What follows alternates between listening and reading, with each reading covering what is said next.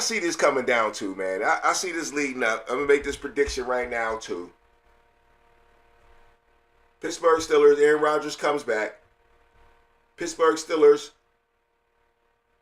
find a way to play Minnesota Vikings. Now, we don't play that division this year, but last year we played Green Bay, and we didn't play that division last year either.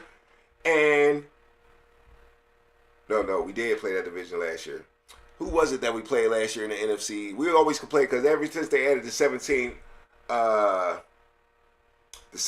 game, you can usually add an NFC team to your schedule now outside of the division you play, right?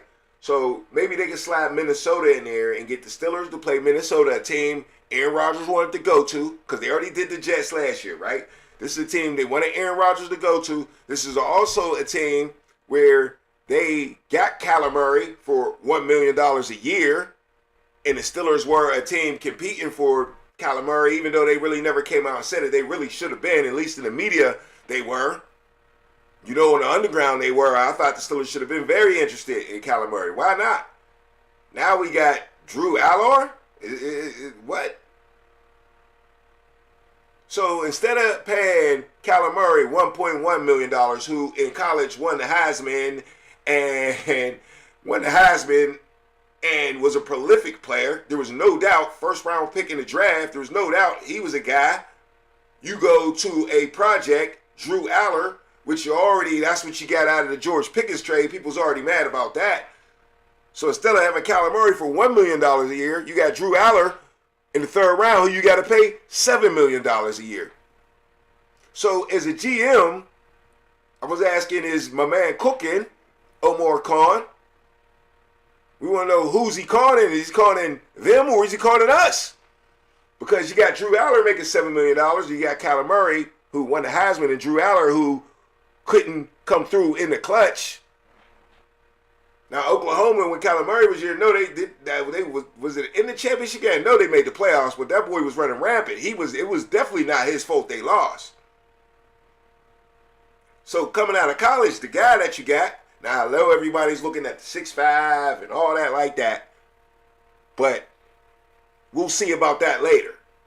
Okay, we'll see about that later. But to get back to my prediction, Steelers versus the Vikings early in the season. You got that quarterback situation I was just talking about. Also, you got Mike Tomlin on NBC.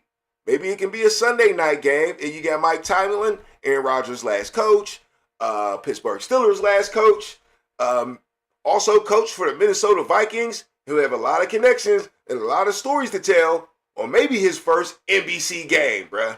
Now, he'll get his preseason practice in and all that good stuff.